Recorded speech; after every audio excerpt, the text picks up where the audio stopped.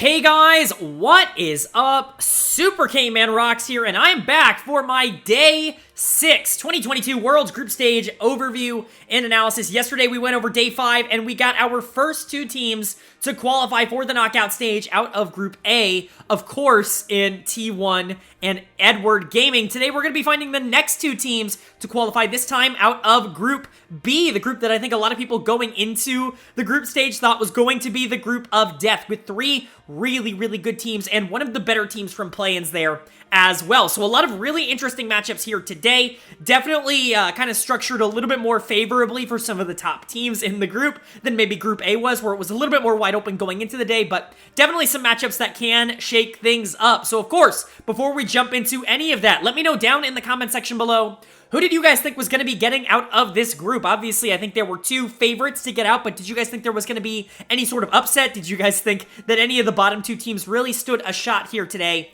in being able to pull off some crazy wins? And did any of the outcomes today obviously surprise you, overperform, underperform, all of that good stuff? I want to hear it down in the comment section below, but of course, that means we can jump right into our review here of day number 6. It's going to be all Group B all day today. So each team is going to be playing 3 games here today against the 3 other opponents for them in the group. And by the end of the day, we're going to know the number 1 and the number 2 seed to be coming out of Group B into the knockout stage. And we're going to be confirming the next 2 teams to officially be eliminated from the World Championships. But let's go ahead and jump right into our game number 1. And game number 1, an intriguing one, just like yesterday, we're actually going to be kicking it off with an NA versus EU Western rivalry matchup. And that is going to be between G2 Esports and Evil Geniuses. Of course, G2 pretty dominantly taking the first one, I believe, on day 2 here. And you know what? It flips back around in this one as well. Fnatic really struggling yesterday, going 0-3 in the group and also taking a loss to Cloud9, NA's first win at the tournament. NA's going to get their second win at the tournament here against Europe again, as they are able to take down G2, and honestly, a very impressive performance overall from Evil Geniuses. You got to give them a ton of credit because they draft a comp that I think really suits a lot of their skills in particular. One thing that I've really been harping on for NA teams in particular, and you can apply this to the VCS and the PCS as well, who I think definitely fall into a similar kind of mold. I think when you're a team that isn't talented enough to regularly be able to keep up with the LPL and the LCK, which, you know, I think at this point we can probably unfortunately say that LCS just isn't on that same level, right? If you play the same kind of comps, you're probably just not going to win. Then you need to just pick what you are good at. You need to forego the quote-unquote meta or general team composition. You need to pick what you've been playing all year. What got you to the dance? And for Evil Geniuses, this very much felt like that. You had JoJo on a melee mid that he could really take over the game on. I think Akali by far is his best champion. It was really good to see him on that. You have bot lane here on by far their best champions, not only at this tournament, but you have to remember in the LCS playoffs as well. I remember losers finals, EG versus 100 Thieves, Kaori playing his first playoff series, and they pretty much exclusively tried to play this Lucian Nami. It was clearly the only thing that they had practiced, and every single time they have picked it up, they have won. He is undefeated up until this point on that champion, so they pick it up again here in game number 1 against G2, and they dominate that lane. You've got Inspired on a more carry-oriented jungler, a Hecarim pick that he has been really good on over the course of play, and it's really happy to see them go back to that. And then the Shen for Impact, I actually really like this. It's Shen's first appearance in the top lane at the tournament. Obviously, we've seen a bit of him in support, mostly from RNG, from Ming on RNG, but Impact brings him back to the top lane area. He has a decent matchup into Ornn, certainly not something that he's going to be able to dominate, but of course has that pressure with the ultimate, and generally just a lot of extra oomph in that top lane when it comes to the tank. The taunt is actually really difficult to get through for a lot of the specific members of G2 because of the range difference, and so actually really like this comp overall from EG. G2 doesn't necessarily go out of their comfort zone. They definitely go for a more bot-focused game, though, which is not something that, again, that I think that they really should be going towards. This is kind of their problem in the playoffs as well, as they really felt like they needed to play through Flacken and Targamas, and I just don't think Flacken and Targamas are quite the players that you want to be playing through on G2. While they're okay, they're certainly not, like, world championship caliber players, if I'm being honest. They're just good enough to not be problems for a Yankos Caps-led team, but playing through them just a little bit difficult. So drafting the Draven, drafting the Thresh, a bot lane that really does have to like get ahead early, really does have to try and make a lot of those proactive plays, and I just don't like that. I don't like that from G2 at all. I think generally speaking, Azir Draven can be really difficult to deal with because you want to pump into Draven early, and if you get Draven online, you get that Azir Draven damage late game. It's very difficult to deal with that when you have the front line of something like an Ornn, but a lot of this comp is dependent on Draven getting ahead, and unfortunately, you're going to have to play through bot to do that. So what exactly happened in this game? Well, actually, G2 tries to make some plays in the early game, but EG actually does a really good job of being able to counter them. Kaori gets super duper far ahead really, really quickly in this game on the Lucian. He's able to generate a pretty solid lead that Targamas is just not able to deal with on the Thresh. They're shoved into tower a lot, even when they're not shoved into tower. Vulcan's making some really active plays with the Nami bubbles, trying to get Inspired in, and Inspired's playing aggressive, and this is what I wanted to see from Evil Geniuses. I don't want to see them try to play towards that scaling late game. This is a team that has always looked better when they try to set the tempo and set the pace early. I said that a lot in my LCS reviews. I said it a lot in play-ins as well, and we definitely saw that style from them here. Inspired was very, very active in the early part of this game, making sure that Kaori and Vulcan were in a good spot, and that Impact was honestly in a good spot as well. A lot of attention dumped up here to the Rift Herald, which means that Impact, honestly, you would typically not want to play towards the Shen, but with Shen kind of being a little bit more of a headache in the early game for the short range of G2, most specifically that Lee Sin, it was actually really difficult for G2 to contest at a lot of these Rift Herald plays. They ended up getting a lot of kills both on Inspired and then eventually on Kaori when he was able to roam up for a lot of these plays. So overall, very good early game from Evil Geniuses that they just never really let go. JoJo was actually probably quote-unquote the weak member of the team in this game. He wasn't able to generate the same kind of leads in the early game that I think everybody else on the team was. I guess Impact didn't have those, but he was always a tank going into Ornn. Like, he doesn't have to generate the lead, he just has to be useful in the late game. But the Akali wasn't super far ahead. She still was a huge problem, though. JoJo plays this champion incredibly well, and if Akali plays from relatively neutral, especially if the map state is in her favor so that she can afford to play a little bit more aggro with her engages, it is still incredibly difficult to actually deal with her. We were actually on pace for a perfect game by 18 to 20 minutes here. Unfortunately, JoJo gets caught out in the top lane, ends up dying there. We get one more death later on in the game here by JoJo, but outside of that, phenomenal game from Evil Geniuses. Really hard to find, like, actual flaws in what they did. They played their style, and they executed on it about as well as anybody has in the tournament so far. Like, really, this was a very, very clean game. It was probably the best game North America's had in this tournament, maybe including play-ins, but they've had some pretty big stomps in play-ins. This is just a really, really solid game against a really solid team. Kaori is going to get my player of the game for the Lucian. When he gets on this champion, something just clicks for him. He's usually not like the worst positioner in the world, but he's not really something that I would consider to be a strength in the mid to late game, making sure that he's available in these team fights, dishing out damage while also not being in position to be caught. But it is a completely different story on Lucian. He is untouchable, and he's also getting out maximum amounts of damage. He just understands this champion super duper well. It's very, very clear that this is his best champion in the game, and I think teams would really be making a big mistake to continue to allow him to have this pick throughout the rest of this tournament, because Kaori and Vulcan, you can say what you want about their consistency throughout the tournament, but Lucian and Nami has certainly been a super, super big pick for them, and I really do think it's been a big pick for a lot of teams in the tournament so far. We're seeing it rise back into priority because Lucian didn't get touched, and I think a lot of people forgot that. We understand that the interaction between Lucian and Nami got nerfed, but Nami's actual stats did not get nerfed. She still gives the heal, the movement speed, and that ultimate's still phenomenal. And Lucian didn't get touched at all. He still does a bajillion damage in the early game. He's really good into these low range, kind of more scaling-oriented picks. Like, Draven's definitely an early-game bruiser, but he does need to snowball. He has to be able to generate these kills. He has to be able to cash out. And Lucian does a really good job of making it very difficult for him to do that. I also think Lucian is great into these more passive picks. Things like the Kai'Sa definitely come to mind that I would expect to see more Lucian in just general, if Kai'Sa is going to be quote-unquote blind pickable. But overall, great game from Kaori, another great game from Vulcan, some really, really good bubbles in this game. The Nami bubble is surprisingly hard to hit in pro. I think a lot of teams are really good at avoiding that, but his timing and his prediction skills in this game were really, really solid. He just outplayed Targamas in terms of the macro game. And then, like I said, Inspired was also really, really active. Big credit to EG in this one. But for G2, on the other hand, not an ideal game. Certainly not what you wanted to see. This puts a big damper on their ability to even potentially get out of groups. Things really have to go well for both EG and G2 now, because now they're both only sitting at one win in the group moving into their final two games. Now, technically, neither are officially eliminated, but one more loss from either team would take them completely out of contention, and they still need the other to do well, I think, through the rest of this tournament. JDG and DAMWON both have to lose a considerable amount of games for either of them to end up in a tiebreaker now, and G2 certainly played their way into that. Not a good game from them overall. I think they very much underestimated Evil Geniuses, very similarly to how I think Fnatic underestimated Cloud9 yesterday, where they went into the game looking at it as more trivial and kind of looking towards the bigger games in their group maybe with more fervor, and they just kind of got blasted by a team that really can't be afforded to be looked over. Yes, EG has lost to G2 7 times this year already, but nobody beats Evil Geniuses 8 times in a row, and I think, unfortunately, G2 found that one out the hard way. The bot lane just wasn't it in this game.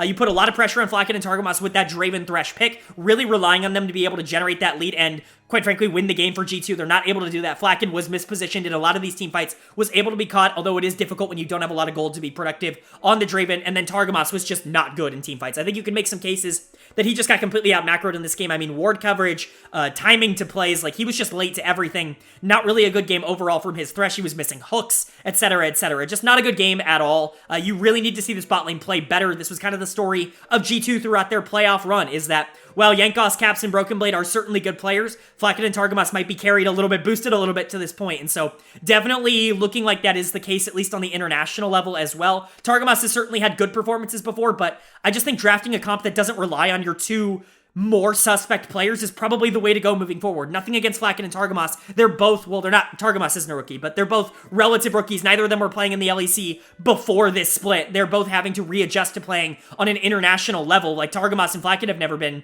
international players before. To put all of your eggs in their basket definitely feels just a little bit too rich for me. I don't understand why you're doing that when you have a top side that I think you can play through, and Impact hasn't necessarily been the most, dominant of lane players. And so I would have wanted to see you play a little bit more through Broken Blade, maybe pick a weak side bot lane, but that's more just, specific gripes. I think overall G2 just needs to play to their strengths just a tad bit more. If Caps and Jankos can kind of step it up, they both didn't have particularly great games here, but if they both can become relatively decent players throughout the rest of this tournament, G2's always going to be difficult to take down because they are phenomenal. If they can get ahead, they do a really good job of being able to stranglehold the game out, but it's just going to be very difficult for them if they have a couple of lanes that just aren't going to be dominant in the 1v1 or the 2v2. So we're going to have to see. Both teams are kind of sitting in a rough spot right now. Like I said, one win apiece, but both are basically going to have to win out from this point onwards to even think about getting out of this group. Really, I think mostly this is just EG kind of playing a little bit of spoiler for G2, very similar to what Cloud9 did for Fnatic yesterday, but it was certainly an interesting game, and for North America, you got to be happy to get another win over Europe on your belt this year. Moving on to game number 2 now. We definitely get an interesting one. The rest of the games in this group are definitely a little bit less interesting now that G2 lost game number 1. Not really a ton of chances for, or opportunities, I should say, for the bottom 2 teams to really make a dent, but the top 2 teams are very, very good, so that can actually lead to some more interesting surprises if the bottom teams are able to pull out some wins. So in a matchup like this, where we get an NA team versus an LPL team, maybe we could see a little bit more of a surprise than we are used to, as we get Evil Geniuses taking on JD Gaming. Unfortunately, this one is not the surprise we were looking for, as JD Gaming just kind of wipes the floor with Evil Geniuses, although there were points in the game where EG were looking at least okay. It certainly wasn't to the same extent that they were looking good in game number 1, as they fall pretty easily here in game number 2 to a much better JDG team than there was in G2 the game before. But let's talk about draft first and foremost. Really like what both teams were able to do here. Evil Geniuses making sure to get rid of, obviously, some power picks in the meta, but also the Taliyah. I actually really like that. Yagao has been so ridiculously good on this pick throughout the entirety of the year. I really like the idea of just getting him off of that. I would rather actually have him on the Sylas than the Taliyah, with the amount of playmaking that he has been able to do with Taliyah ult and with, the soiled ground, and just kind of creating a ton of problems for the teams that he has to play against.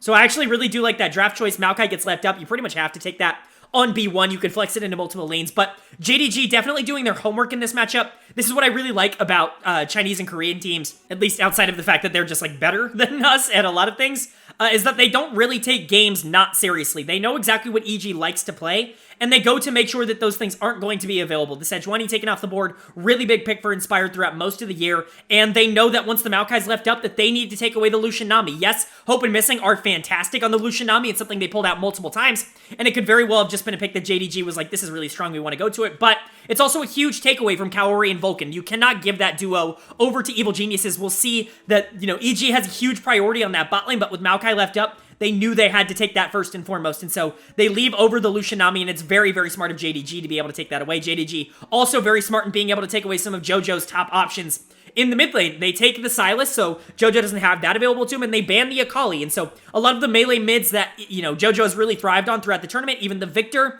kind of his control mage of choice, at least in plans, all have been taken away. It really leaves up one option, basically, for what he has played so far at this tournament, which is the set, forcing you to go with that more experienced, damage-oriented AP jungler. Earlier in the tournament, we saw the Nidalee come out against G2 for Evil Geniuses. This time, we see Inspired's classic Fiddlesticks come out against against JD Gaming. Really interesting pickup here. I actually like this idea on paper. The Fiddle can cause a ton of problems towards, less mobile, quote-unquote, carries. Unfortunately, you've got dash on Fiora, dash on Graves, dash on Sylas, dash on Lucian. And so, maybe not the best comp to draft the Fiddlesticks into because there's a lot of ways to just kind of deal with the fear. But, the damage coming out from Fiddle is certainly not negligible. Pair that on top of a Kalista that can hopefully win lane early. I like the idea of EG. And then, like I said, I like the preparation of JDG to note they have to take away the Lucian Nami. And then going for some more scaling-oriented picks, things like the Graves and the Fiora to counter the Maokai in the top side. I actually think both teams did a really good job in draft here, but JDG just playing it much better, and, you just got to give them a ton of credit. They're just ridiculously good. It actually worries me a bit how good they're doing, because look at all of the Chinese teams that have done really well in groups over the past few years. Those are, weirdly enough, the ones that tend to not do well in the best of fives. I don't think that will continue, because JD Gaming has already shown a propensity to be able to win really, really close and extended best of fives, but great game here from them. 369 continues to prove why he is one of the best top laners in the world. Yes, going into a rather weakened Impact here. I've talked about it throughout the tournament. He feels like the weak link of EG. I know they have an Academy bot laner in, but I think Impact has been, in my opinion, by far their worst performing member at the tournament. And so 369 picking that Fiora kind of counter matchup, and it really is unbelievable just how well Chinese top laners play Fiora. It is almost unfair with the precision and the accuracy and the dominance that 369 showed on Fiora in this game. Very easy choice for player of the game. It really feels like essential that you have to get them off of this pick, especially on R5. You ban out the Ornn, you ban out the Gangplank. I can understand why you might be afraid of the Gangplank, especially to be able to kind of burst through a lot of what Maokai is able to do. We saw that yesterday actually come out from Zeus, but the Fiora feels like it has to be higher priority than the Ornn. I would happily have taken a tank matchup for 369 in this game because I feel like Impact can at least survive that, but man, 369 really, really took over and was very clear choice for player of the game. But big credit to Hope and Missing. Yes, they take away the Lucian Nami, but man, they are super proficient on it. Hope is just impossible to catch, and this Lucian does 1 billion damage if he's good in these team fights, and we know Hope is very good at this champion, but I give even more credit to Missing. I think Missing was arguably the second best player in this game. The bubbles were basically automatic, and like I said before, relatively speaking, that's actually not the easiest ability to hit in pro when it comes to CC coming out from a support, and so very impressed when teams can, or players can hit that relatively consistently. The ultimates were incredible to be disengaging the set. Really, really difficult for Set Maokai to be able to fully engage on a Nami ultimate as long as she holds it in the right spot. And of course, just the healing and shielding that she's able to give Lucian and the rest of her allies, incredibly useful in team fights. A really, really good game for Missing. He continues to prove why he is one of the best supports in the world, but Hope certainly wasn't a slouch either. Kanavi, Yagao, both of them were really good. Not necessarily the focal points this game. Kanavi on the Graves, certainly something you would think would be able to pop off, but Kanavi honestly is taking a little bit more of a backseat role, and that should tell you how good JDG is when they're 4-0 in group stage, and I'm saying that Kanavi is taking a little bit of a backseat role, so that just shows you how good JDG is right now. But for EG, on the other hand, not a great game. I do like the idea, like I said, of going to set Fiddlesticks to try to set up this big wombo combo to catch JDG out. You really only need to win and dominate like one team fight in the early game to try and get this to go to your way. And I do like that approach. Unfortunately, they're never really able to get that going. JDG does a really good job in the early game of denying a lot of these aggressive plays that Inspired and JoJo try to make, and they actually turn around a really nice play in the bot lane to really stuff Kaori and Vulcan. But outside of that, Impact just gets destroyed. In the top lane matchup, he's down like 40 or 50 CS by 20 minutes on this Maokai. It happens into Fiora, but it's certainly not a good sign, and Impact just in lane has been a pretty huge disaster, I would say, not only over the course of Worlds, but over the course of the playoffs as well. I think his laning stats have been pretty tremendously bad. He always does seem to find a way to make it at least relatively useful in team fights, but he has not been a good laner this year. There really is no other way around it. And then Kaori and Vulcan also got super hard outplayed. The Kalista Renata basically needs to win in the early game here for this EG comp to really have a chance. You need to make sure that Fiddlesticks has a lane to be able to try and abuse so that he can generate that lead to get ahead of the Graves. Unfortunately, the Kalista did lose early to the Lucian, and from there on out, I don't think it was really all that winnable from Evil Geniuses, but still, they gave it their best effort, and I do think this officially eliminates them from getting out of the group. They're now sitting at 1-4 with only one more game left to play in the group, and it's against DAMWON. So yeah, that officially eliminates them. They can at best hit 2 wins, which is not going to be enough because DAMWON already has 2 wins, and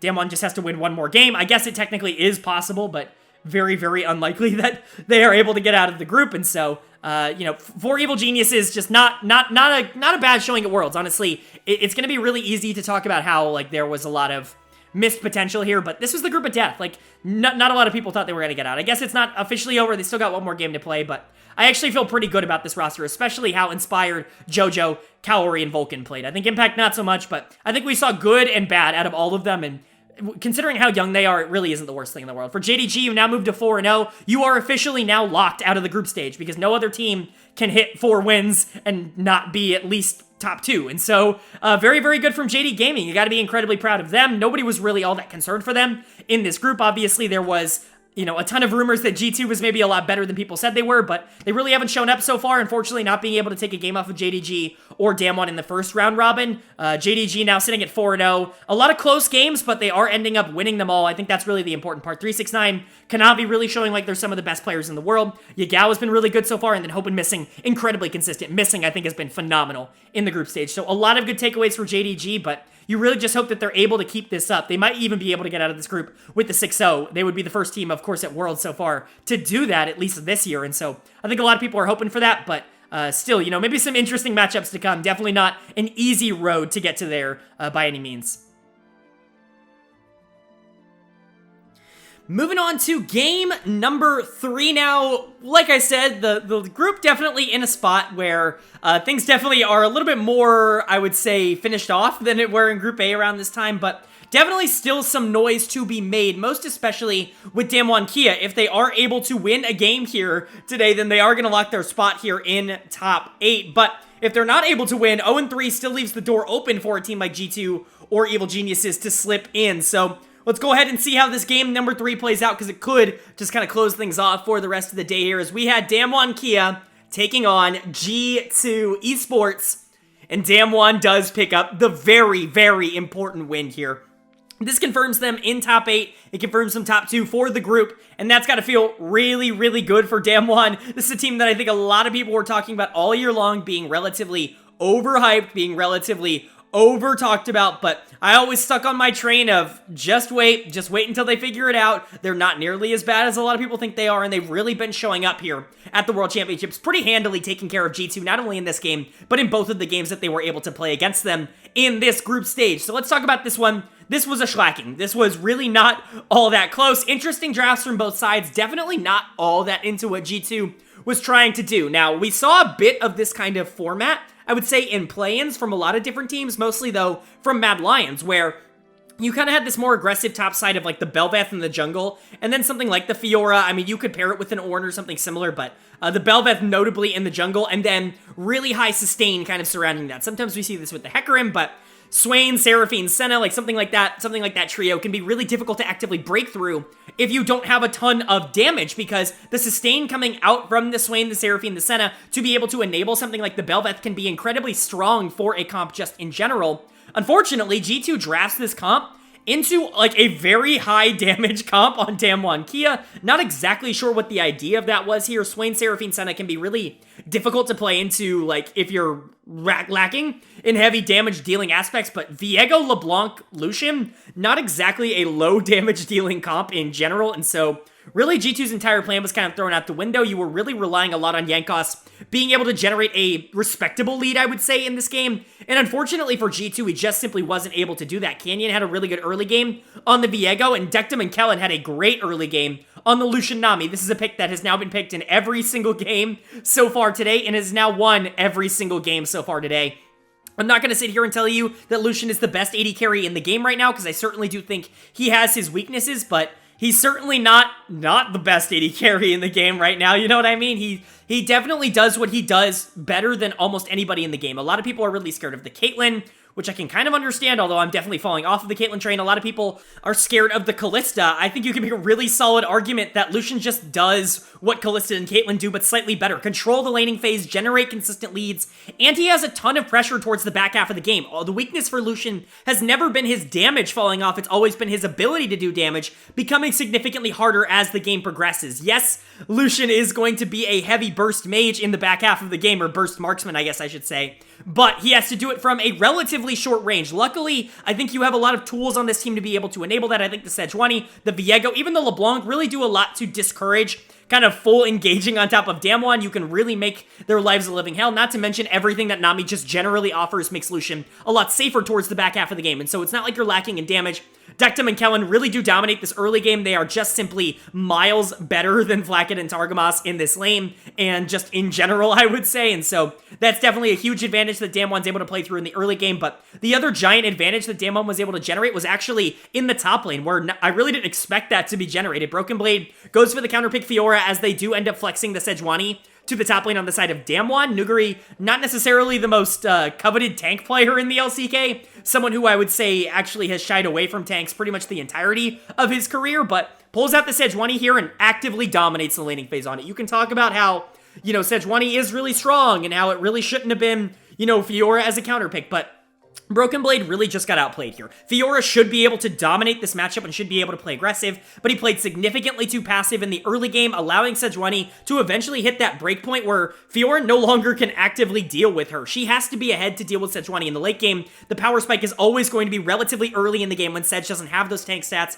to be able to duel in the same respect, but Broken Blade just either showing too much respect or showing too much caution, just really not having a good game overall. When you get solo killed by a Sejuani in the top lane, it is just not a good experience. And so Nuguri playing this really well, Dectum and Kellen playing it really well, but I have to give player of the game to Canyon here because he was really the one facilitating all of it. Really, there were a lot of circumstances where he was exactly where he needed to be. You heard me talk about this a lot yesterday in the Group A games where sometimes the best thing you can do as a jungler is just be exactly where you need to be at all points in time, and he really made sure that Jankos had absolutely zero effect on the game. This Bel'Veth was G2's entire win condition, and once the Bel'Veth got super far behind, Canyon could really just snowball the game out of control. He was able to get a lot of these resets. In fights, I really liked his use of a lot of the resets. When he was able to kill a target like Senna or a target like Seraphine, he would take over their body, get the heal off on himself and on his allies, and then immediately go back into Viego form so that he could retake over the rest of that fight, but really making the most out of the Viego mechanics, and it was really, really an easy choice to make him player of the game. But I want to give a big shout out to Nuguri, who was fantastic on a tank in the top lane, something you don't see often from him. And then big shout out to Dectum and Kellen, who really did dominate the bot lane. Showmaker was really good on LeBlanc too, just, you know, only so much you can do on LeBlanc into a relatively tanky comp like this. But for G2, on the other hand, this is a disaster. This officially eliminates not only them, but Evil Geniuses from being able to get out of the group, with DAMWON actually picking up a win here. It is now confirmed to be JD Gaming and DAMWON that are going to be heading into the knockout stage, and that's great for them, but you got to be disappointed if you're G2. This is a team that I think came in here definitely on a different path than I would say most other teams. A lot of people had high expectations for them, you know, regardless of the fact that they weren't able to get it done in the playoffs. They got swept in the LEC finals by Rogue, which in hindsight definitely feels like how it should have gone with how both of those teams have performed at the World Championship so far, but G2 just never looked in sync at the World Championships. They had that one really good game against Evil Geniuses, but honestly, even in their matchups against DAMWON and JDG in week 1, they really weren't all that consistent, and so definitely a disappointing showing. Caps really never stepping up and being that takeover presence that he kind of needed to be for G2 to really have a lot of these performances. They put a lot of faith into Jankos in this game on the Bel'Veth, and he really wasn't able to do it. And my first team all-pro top laner from the LEC in Broken Blade did not have a particularly good tournament. There were some games that he was okay in, but for the most part, they didn't want to play through him. And when they did play through him, he didn't do all that well. Look at the Fiora in this game. He got completely and utterly destroyed by a Sejuani in the top lane. Like I said, you simply have to be able to generate your own lead in that part of the game and then be able to try and translate that to a more expedited laning phase. But for Broken Blade, he just wasn't able to get ahead of the Sejuani, and the Fiora ended up getting just completely outscaled. He was dying in 1v1s. He was getting camped by Canyon. Even with Jankos on the top side, he wasn't able to do anything. Pretty easy choice, unfortunately, for dead of the game with Broken Blade in this game. Not to mention the fact that Flacken and Targamas really are kind of showing to be liabilities at an international level. Everybody knows I don't want to sit here and flame on this channel. It's really not about the negativity, but it is worth pointing out that G2 unfortunately just couldn't quite get this done. I'm not sure if this facilitates change from the team. It depends on your expectations.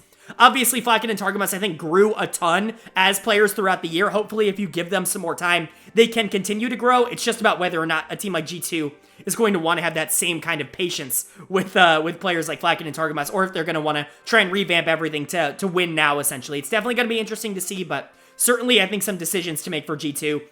As for DAMWON, great win here. Like I said, confirming yourself into top 8 is fantastic. Doing it off of the back of pretty much everybody on the team looking really, really good is great. This group of death ended up being a kind of a breeze for the top 2 teams, and that's definitely interesting to see. Now, this is only their first game of the day. They're certainly not done by any measure. They're actually still in play for the first seed here. If they can beat JDG towards the back half of the day, as long as they take care of business against Evil Geniuses, they're actually going to be in a decent spot to be able to get that number 1 seed, but things are going to have to go really well for DAMWON, so this is just game number 1 of potentially 3 or 4 games today, so they have to stay locked in and they have to stay ready to continue this form throughout the rest of the day.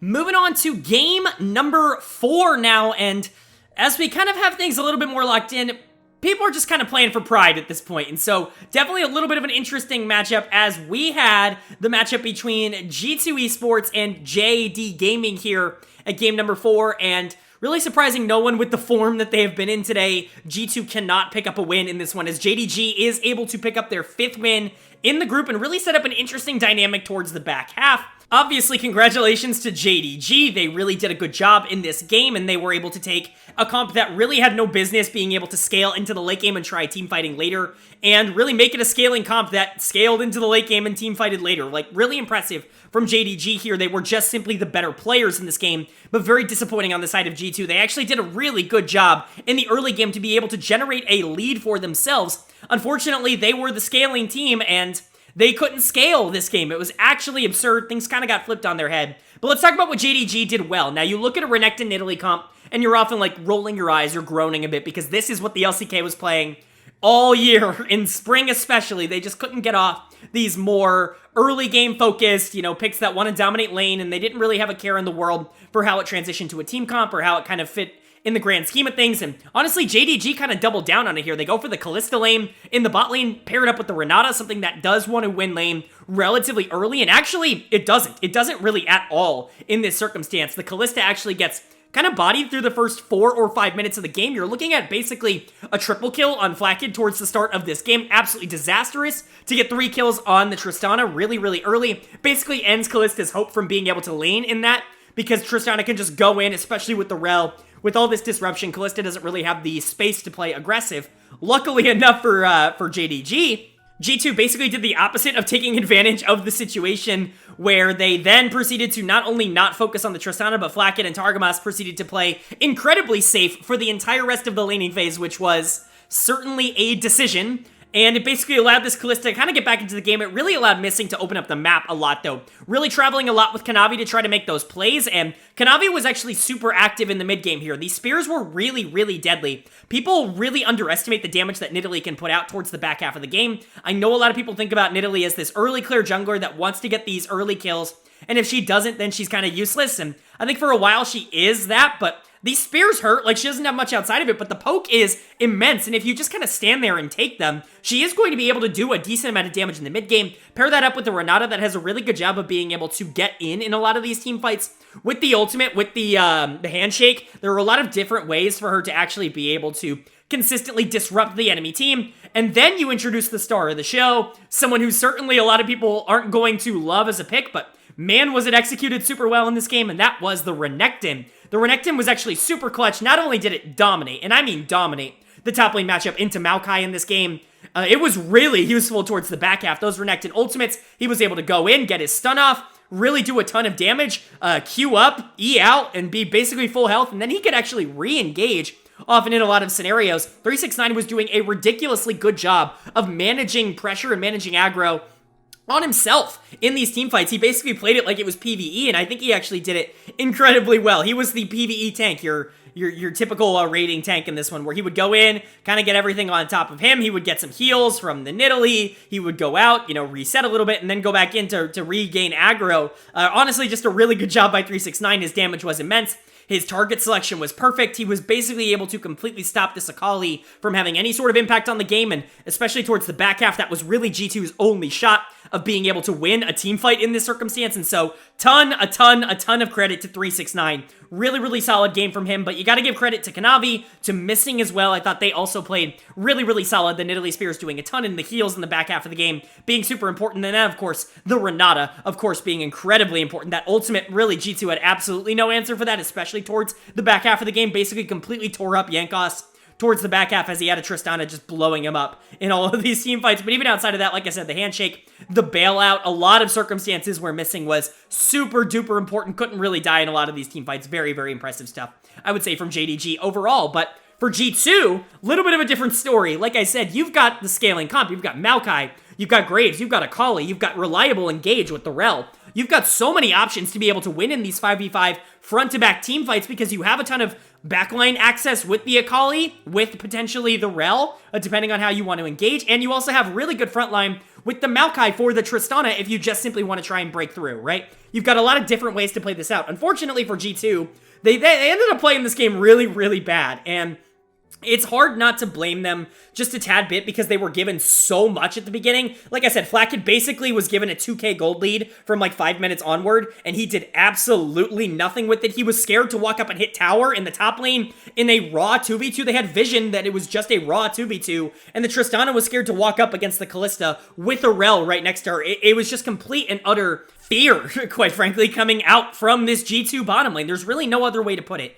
And I can understand why they feel that way. They've kind of been the target through the first 2 games of the day here. EG's bot lane definitely kind of took them to school with that Lucian Nami, and the same thing basically happened against DAMWON there with Dektum and Kellen. And so Flakked and Targamas now looking like, okay, well, maybe we're just not that good. Maybe we want to play back. We want to play weak side, you know, et cetera, et cetera. That's kind of what we feel like our role is on the team. But they get this giant lead, and they continue to play weak side. They continue to play without pressure, and it really hurts G2 in the long run. They really don't have a gold lead. Even though they do have a gold lead in the early game, they don't have it because their gold is not being used for practically anything. It really allows JDG to create a lot of these tempo plays towards the mid game, to be able to start stacking dragons, to be able to get Rift Heralds, and to be able to fight and control a lot of these objectives a lot easier. I'm not going to blame it entirely on the bot lane, but a lot of it is certainly on the bot lane, and that's why I'm going to give Flakked my dud of the game here. He was given so many resources, and yet he failed to actually do anything on them. And again, I don't want to sit here and flame Flakked and Targamas too much, but they were just not good today at all. They were awful in the LEC finals. It's going to take a lot of improving for these 2 players in order for them to be on the international level.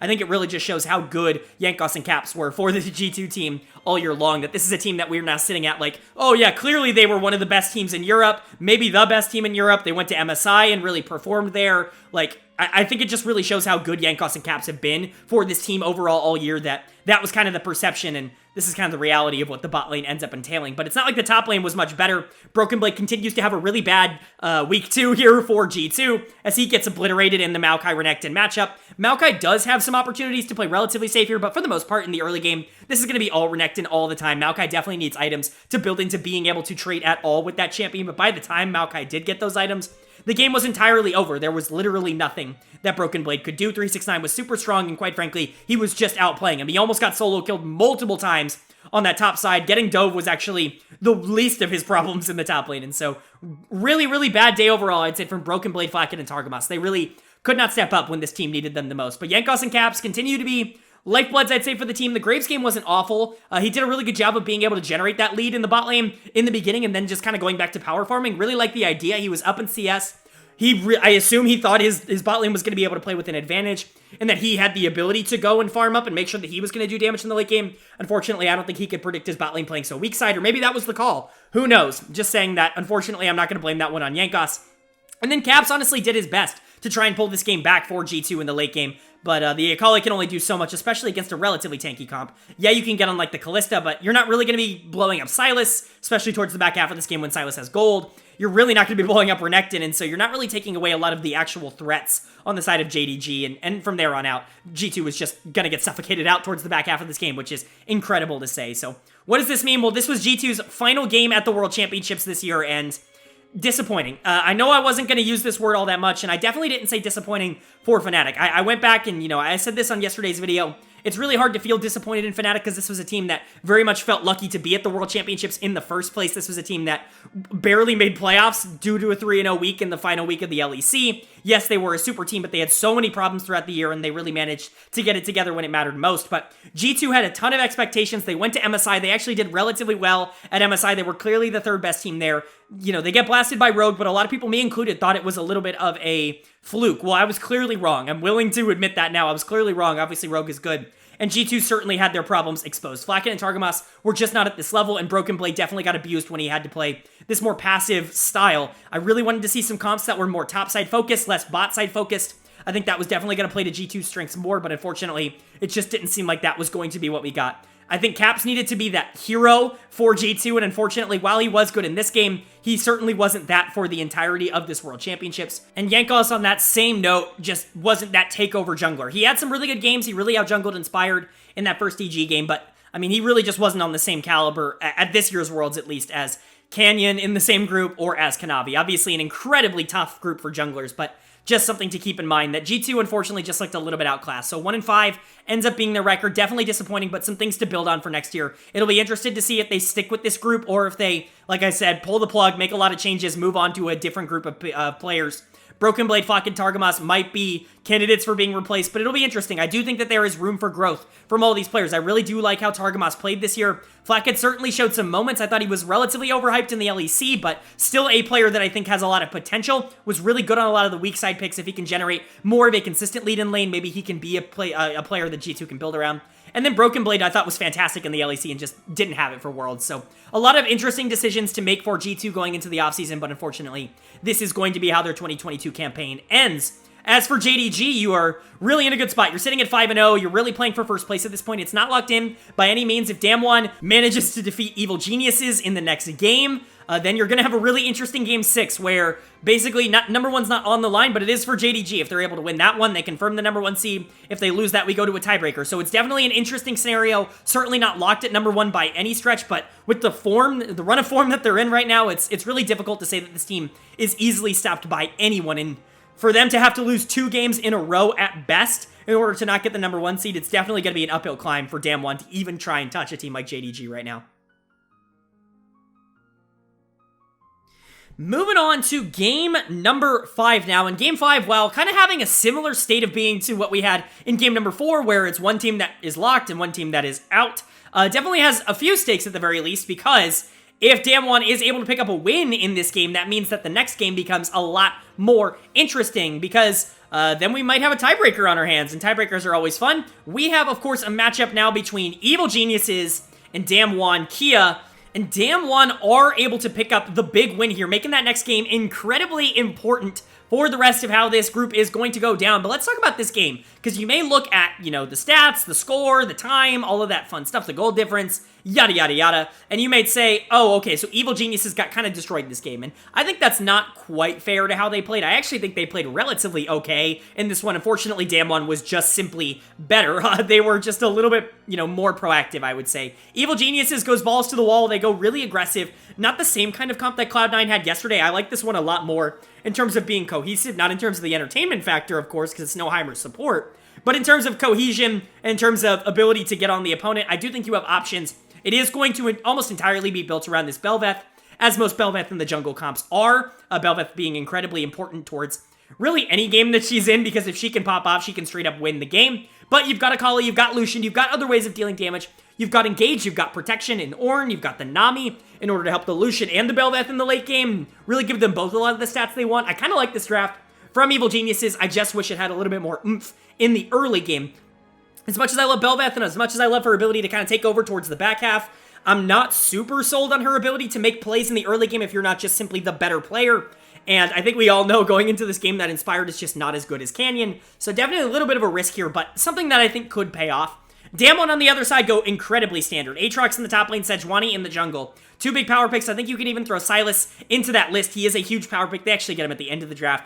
Very, very surprising there. And they go for the Draven to actually counter this Lucian. Now, this is something I actually really like in concept, but in execution, it really has not worked out at this tournament so far. And I think it's something that a lot of teams can improve on. Obviously, a lot of the teams picking up Draven aren't exactly the best teams in the world, but it is something worth noting that Draven, I do think, is a strong pick that maybe is a lot weaker than I'm giving it credit for. But I do think Draven can take over games. Once he gets rolling, once he gets snowballed, if you play towards Draven, if you put everything you have into that Draven lane and he gets going, it is pretty much impossible to stop the train from moving at that point. And that was really the plan of DAMWON. Now, Evil Geniuses actually did a really good job with the early game.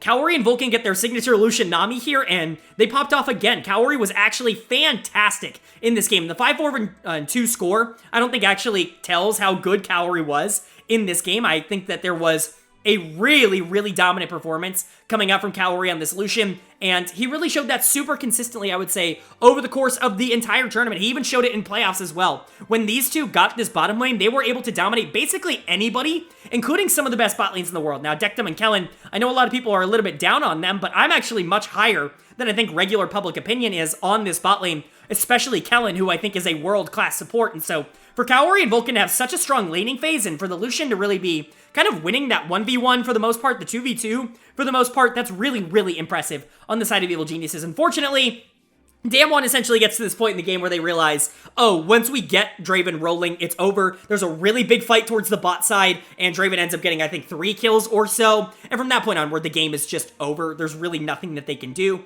Dektum ends up getting super far ahead and ends up snowballing the game basically out of control. Dektum, however, is not going to be my player of the game. That is going to go to Kellen on this Renata. He just continues to show up on the world stage. This is someone I've been very impressed with all year, and I think has been very, very heavily flying under the radar. I was talking about this in my LCK playoff primer. I know I talked about this when doing my team previews, but Kellen has honestly been one of the better supports in the world this year so far, and I think it goes under the radar because DAMWON didn't really perform to that same level, but Canyon and Kellen were really the consistent members of DAMWON this year. Canyon, maybe not consistent, but they were the really big factors when this team would win, and I'm really glad to see that that's kind of transitioning and showing up on the world stage as well. This team plays very fast and very quick, and Kellen keeps up with that incredibly well. The handshakes were basically point and click for him. Always impressive when you can land a hook like that super consistently. It means that there are a ton of problems for the enemy team. Not to mention all of this with the fact that it's a short-range comp on the side of Evil Geniuses. Bel'Veth, Lucian, those are going to be your 2 big damage dealers towards the back half of this game. Neither one of them are really that far out, and Renata can really deal with both of them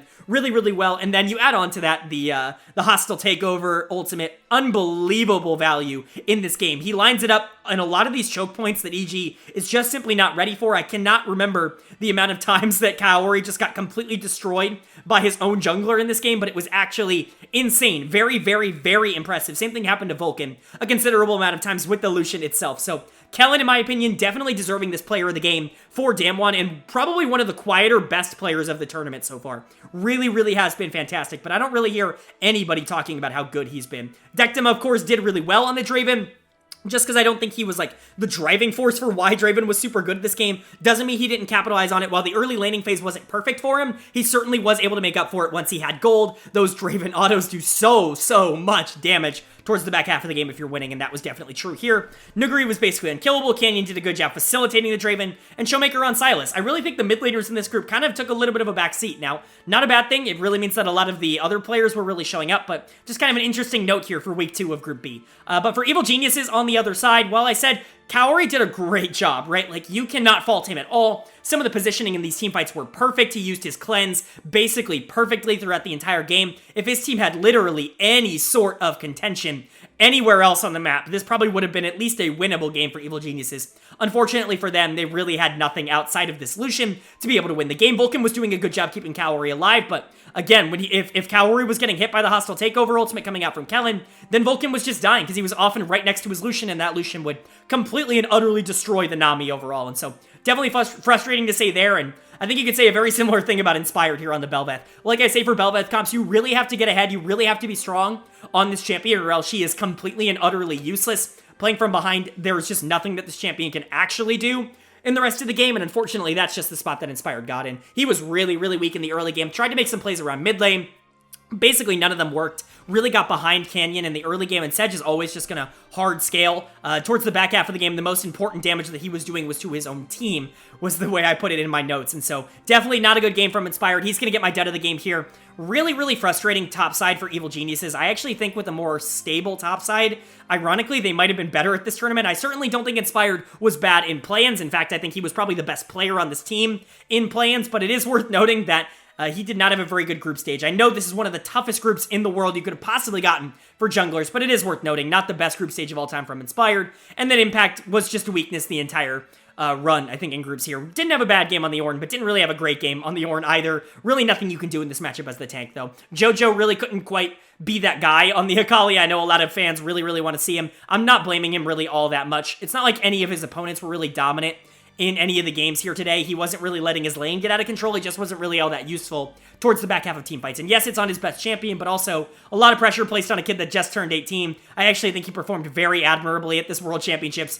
in probably the hardest group of them all. And so very, very, very fun to see JoJo play. And honestly, with Evil Genius's run coming to a close, it's crazy to say that I think their bot lane was probably the strongest part of the team, at least in group stage. Very, very impressive showing from Kaori and Vulcan. Vulcan, still one of the best players in the region. Definitely not going to change my mind about that after the tournament here. I thought he was really good all tournament long. Maybe not great, but very good. Kaori was really, really solid on this Lucian. Now, was he great off of the champion? Not so much. He definitely had his problems off of champions not named Lucian, but when he did get a comfort pick, he looked really good, and honestly, to me, he showed enough to definitely not be considered an academy player next year. Now, if that means he gets promoted to an LCS team, if that maybe means he goes back, I don't know, to Turkey or goes to EU or something like that, like, I don't know what the structure would be, but he's just simply too good for academy, and I think he showed that on the world stage here. Inspired definitely had a great playing stage, even if he did fall off a bit in the group stage, and honestly, Impact's contract's coming up. He did not show a ton to me this year to make me feel like super confident in wanting to bring him back. Now, I'm not saying that it would be wrong to not bring him back, but during the regular season, he was the weak link of this team. I talked about it all the time on the channel. During the playoffs, he felt like the weak link of this team. I talked about it on the channel. And during Worlds, he kind of felt like the weak link of this team. Now, I'm certainly not going to say don't bring back a former world champion like Impact, but it is certainly something to consider. He is a free agent, and it might be interesting to see if this team does look in other directions. Outside of that, though, you can't count this year as anything but a success for Evil Geniuses. They were a team that really bet a lot on their youngsters in JoJo and Danny at the time. Obviously, Danny not being able to make this tournament, don't blame him at all. You should always prioritize yourself over the game. And anybody who says otherwise, like, they are just... Get your priorities straight in life. You matter more than this game of League of Legends, I promise. All of you do, and Danny does as well, and so it was good to see him have the wherewithal to know that he needed to step down. I would much rather have a focused and ready Kaori than a Danny that's completely mentally checked out for Evil Geniuses at this tournament, but it's definitely going to be interesting to see if he returns to the team next year. I think that's going to change whether or not Evil Geniuses goes with their same plan, but just that youngster approach, really reinvigorating North American talent. It's really hard to call this year for Evil Geniuses anything but a success, even though they were only able to win one game here at Groups. But for DAMWON, they did their job here in game number 5. It's now really all about game number 6. It's going to be an incredibly important one for them. They've got potentially 2 more games left of them here today. If they're able to take game number 6, they're going to have to beat JDG 2 times in a row, so you better hope their head's pretty locked in. That's going to bring us into game number 6. And game number 6 may or may not be our final game of the day, as depending on the result, we could either be seeing our 1 and 2 seed determined, or we could be seeing a tiebreaker forced as we move into a potential game number 7. But game number 6 was a battle between the top 2 teams in Group B. It was a battle between JD Gaming and DAMWON Kia, and the winner was DAMWON Kia. They were able to pick up the win here in game number 6. That means we are forcing a tiebreaker, as now both teams in the group are sitting at 5-1, which is super fun. Tiebreakers are always a blast, and DAMWON looks really freaking good. Now, they looked awesome in this game. They looked fast, they looked coordinated, and they looked aggressive, and that's what I really, really wanted to see from DAMWON. I was a little bit worried that this team was going to go into the tournament and kind of revert back to their summer selves in the fact that they didn't really want to make a lot of these early plays. They knew they were really talented and they could win a lot of late game team fights, but they didn't really want to take a lot of these unneeded risks, and the draft certainly didn't make me feel better about that. You have the Graves pulled out, the Aphelios, you pair that up with the Lulu. I love the Lulu pick, by the way. I'll talk about that in a bit, but great pick from Kellen here. I really want to see more Lulu as this tournament goes on. I mean, I don't want to, but I do from a standpoint of, like, teams wanting to win. And JDG goes for a really aggressive early game comp. You draft the Lee Sin for Kanavi, you have the Lucianami in the bot lane for Hope and Missing. This is something that you can really play off of. The Kennen in the top lane even is something that you really can take advantage of because of the early power that it offers in pretty much any laning phase. Unfortunately for JD Gaming, DAMWON is just simply too good.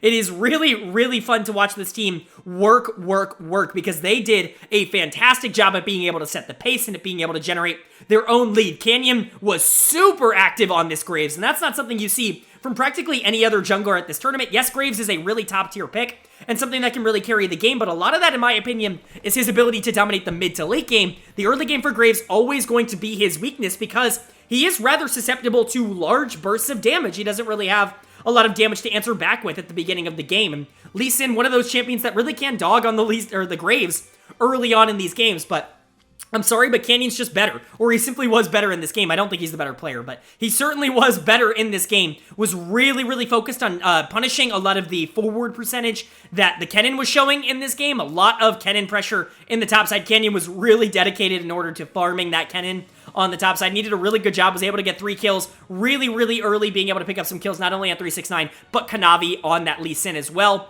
And then he was able to get some plays with the Lulu as well. Really, really active Kellen play this game, and this is just kind of feeding back into my thoughts of Canyon and Kellen kind of being the engine that kind of makes DK roll. Yes, Nuguri and Showmaker are fantastic players, and Dectum as well can legit, like, 1v9 carry games if he gets ahead enough, which he did in the LCK this year.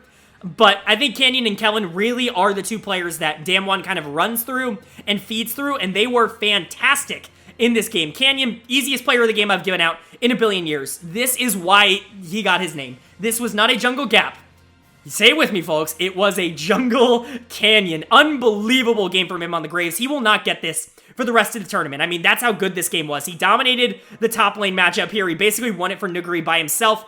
Then he goes bot lane and really makes sure that Hope has absolutely no pressure into this Aphelios. Does a great job of making sure the Aphelios is going to be doing a billion damage towards the back half of this game. Make sure that Yagao isn't able to do anything, all while having 10 CS per minute, and he's like 8 kills, and it's just over. Like, the game is so ridiculously over. He plays this game perfectly. This might be the best game of Worlds so far. Completely and utterly dominant from Canyon. He was phenomenal in these team fights, completely and utterly outpositioned everybody. I can say it was a little bit of a jungle gap, but Kanavi certainly tried, was able to get some kicks onto this low mobility Aphelios, but it just didn't matter if they killed the AD carry, because he was not the AD carry. Graves was the AD carry in this game, and he really did carry a lot of the damage in the back half. So big shout out to Canyon. Phenomenal game from him. Gotta give a big shout out to Kellen. I talked about those two kind of being a pair. They traveled a lot together in this game. While the Aphelios is most notable for being kind of linked up with this support in the bottom lane, DK kind of took a little bit of a different approach. So Lulu was very active, was going to the top lane to try and facilitate some plays for Canyon. Definitely worked there, was moving around a lot for objective control, while Dectum was kind of staying by himself. That led to some opportunities for Dectum to get behind, and his positioning certainly wasn't perfect in teamfights, but it really did benefit the game overall, and you gotta give credit to Kellen. He really does continue to show that he knows exactly the kind of win condition that his team is going to have. He's willing to pull out these picks like Lulu, that a lot of other supports right now at the tournament are like, the changes were too much, he's just not playable. He's willing to go, no, it's actually really good in this particular circumstance. It does everything I need to keep the Aphelios alive, while also enabling the Graves and the LeBlanc and the Gragas, and really doing everything that I need to do here, and so I'm going to go for it, even though it did get nerfed. I've spent a lot of time playing it this year, and you know what? Very much worked out. I think Lulu is an incredibly slept-on pick. It was still in my tier 1 of supports going into this tournament, even with the nerfs. I'm really surprised to see it fall off in Prio so much. I think people are going to realize that Lulu still does basically the exact same job that she did throughout most of summer, which is keep your AD carry alive, and in a meta where AD carry is still really strong and very flexible in that regard as well, where those hyper carries like Aphelios, Kai'Sa, Jinx, all of them are relatively good. I think Lulu's priority is only going to go up, much to the dismay of, I think, all of the viewers here, but Canyon, Kellen, definitely the two standouts. Credit to Dectum, Showmaker, and Nuguri. They were good this game. They didn't need to be great, because Canyon and Kellen kind of carried the load, I would say, overall for DAMWON. But for JDG, their first loss at the tournament here, and definitely a little bit of a concerning performance. It is against a team that looked phenomenal, but you draft a really early game focused team here with the Lee Sin and then the Lucian Nami bot lane. You really want to be able to generate that lead early, and you're just not able to do it. Canyon gets out to such an enormous lead in this game that Kanavi's basically playing from the back foot all game. The ganks that he's trying to get off really aren't all that high efficient, and he's really not able to make any plays. Now, he does make some good plays in the mid game, like I said, being able to land some kicks onto Dectum, like really good kicks, really talented kicks. Kanavi still is one of the best junglers in the world, but from that point onwards, it was really difficult for them to actually win fights because there was so much damage on the side of DAMWON, and you're doing that while going into a Lulu protecting them all. And so really not a lot of ways for you to be able to take over fights, but I really think this game was kind of determined when 369 just got repeat ganked on the top side over and over again. I've sung 369's praises in this video so far, and I've done this on the channel quite a bit, but this was not an ideal game from him. He really got abused by Canyon in this early game, played way too far forward with not nearly enough vision, and the Graves certainly made him pay. I know there's not a lot of top laners out there that are expecting level 3 ganks from the Graves on top side, but you still got to be ready for it. You still got to at least, like, pay the respect, and that's something I think 369 just wasn't willing to do in this game, so he's going to get my dud of the game here. Kanavi also needed to be significantly more active early. Lee Sin really needs to be able to generate those leads, and while it was pretty clear that his identity and his direction that he wanted to go for that was bot lane, he needed to be able to adapt, maybe move quicker towards bot lane to try and get that level 3 gank. The Aphelios still very vulnerable, especially when the Lulu started leaving lane,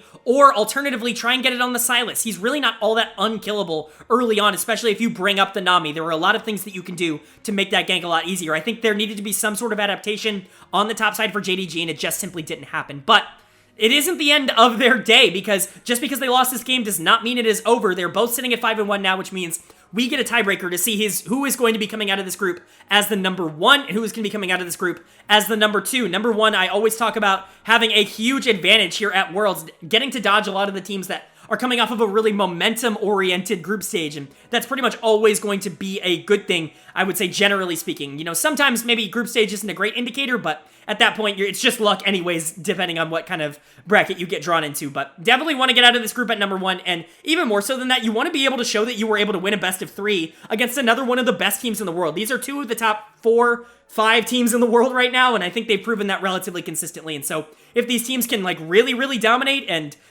win, you know, go up 2-1 against one or the other, I think that's going to be really big for their resumes. So that's going to move us into game number 7, the tiebreaker between these 2 teams.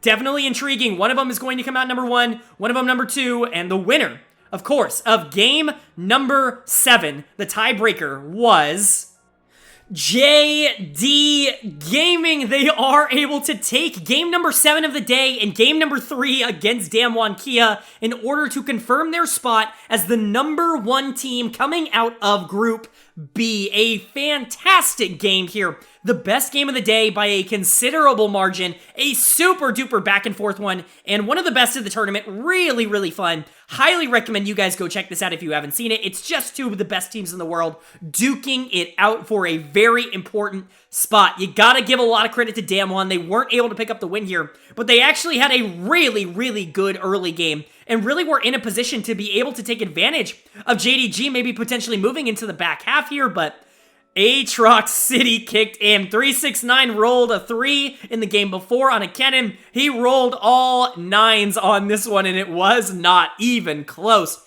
Unbelievable game from 369 in the top lane. This is why he's one of the best top laners in the world. And I'm going to hear a lot of things of like, oh, Aatrox is imbalanced. You're right. Oh, he's just taking advantage of a champion. He's not actually all that good. You're wrong. Yes, Aatrox is incredibly strong, and the champion itself really lends itself to dominating in teamfights, but how many people have we seen play Aatrox at this World Championship? A considerable amount, a large percentage, I would say, of the top laners at this tournament have probably had at least a chance to play Aatrox here, but how many games of Aatrox have we had that are like this, where it is literally 1v9, take over, dominating the game? I mean, this was unbelievable. 369 gets player of the game. This is probably player of the tournament so far. Like, he was phenomenal in this game, and you gotta give him all the credit in the world. It wasn't just him. Gotta give a ton of credit to Missing on this Nautilus as well. It was a kind of supportal combat in the past 2 games here, with Kellen having a really good game number 6. Missing having a really good game number 7. 2 of the best supports in the world going at it in this series was really fun to watch. And Missing had a really good game on the Nautilus in the second half of these fights. DAMWON was able to generate a pretty big lead, had a ton of gold on Dectum on this Aphelios, was really scared for the back half of these team fights. You have a Maokai for disengage.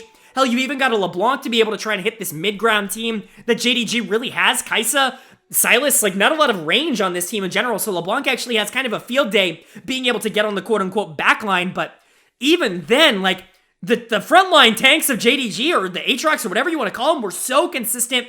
Kanavi was such a problem with the Vi ultimate onto Dectum this entire game. It was very difficult for DAMWON to actually try and play out any of these teamfights, even though they were ahead. And very good team fighting from JDG. This is just kind of par for the course for this JDG team. We talked about this in the LPL playoffs so many times, most specifically that series against Top Esports. When you have a lead against JDG, it does not matter. They can come back and win the game at any point in time because they are very likely, in fact, I'm going to say this with heavy confidence, they are the best team fighting team in the world. I said that going into the tournament, and I'll say that confidently now. I mean, they just do not care if they are down gold. They will outplay you. They will dominate the front line. They will get a perfect flank off. They will get on your carry. It does not matter. They just understand how to play the second half of these games. A lot of that is attributed to one of the best tops in the world in 369. A lot of that is attributed to one of the best junglers in the world in Kanavi. A lot of that is attributed to one of the best mid laners in the world in Yagao. Hope is certainly climbing his way up the top ADCs in the world list, and one of the best supports in the world in Missing. I mean,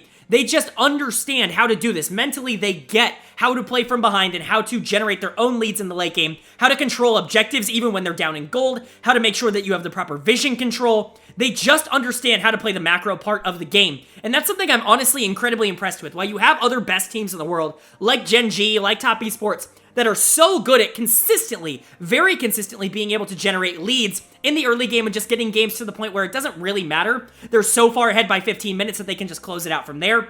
JDG is not that consistent in the early game. They do give up leads. They aren't perfect in laning phase, but they are relatively perfect in team fighting, and that's what really separates them, I think, from a lot of the other teams at this tournament, and why I think they should be considered one of, if not the tournament favorite. Huge win. I already talked about 369's contributions. He's player of the game. No shocker there, but like I said, Missing's engages, phenomenal here. The Nautilus being able to really consistently be able to shut down the LeBlanc.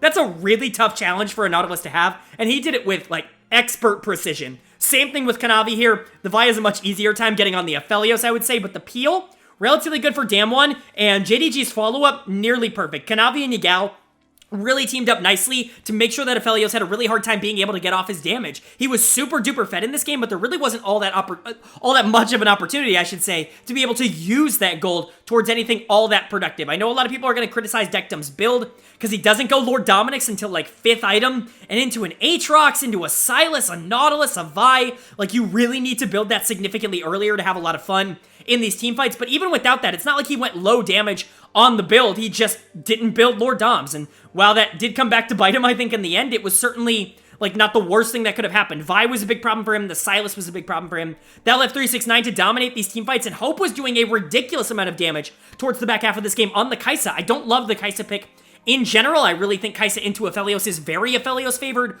overall, but man, if you're the better player, it doesn't really matter. Even when Aphelios was able to generate that lead in the early game, Hope played it really well in the back half on the Kai'Sa to be able to make sure that it didn't really matter in the grand scheme of things. For DAMWON, you've got to feel really frustrated here. You were able to generate that lead. Showmaker and Dektum both had ridiculous amounts of gold, and from that point onwards, it should be incredibly easy to win the game. You have a quote-unquote counter pick in the top lane. How many teams have tried to counter pick Aatrox at this tournament, only to pick the Teemo or the Garen or something and have it completely blow up in their face? Nuguri tries his hand at that, picks the Aurelia here, a pick he's very famous for, at least in solo queue, but it did not work. Big surprise. The Aatrox got super fed in this game. The Aurelia accomplished basically nothing.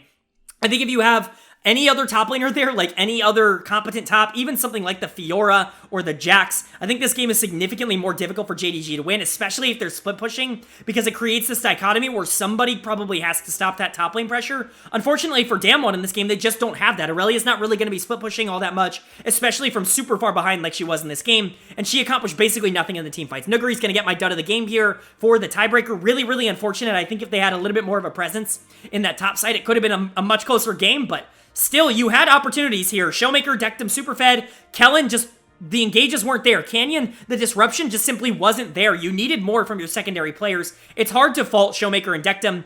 Dektum, I think you could give a little bit of criticism to for the build, but he played, I thought, relatively well. It's just really hard to do with so much CC on the enemy team, and you're never going to break through the Aatrox, even with the Lord Doms. It was going to be incredibly difficult for him to break through the Aatrox, but Showmaker, like, who's he going to blow up? Are you going to blow up Aatrox? No. Are you going to blow up Vi? No. You going to blow up Sylas? No. Are you going to blow up Nautilus? No. You can really only blow up the Kai'Sa, and Hope knew to play incredibly passive until the fight was getting towards the end, and he was the cleanup crew.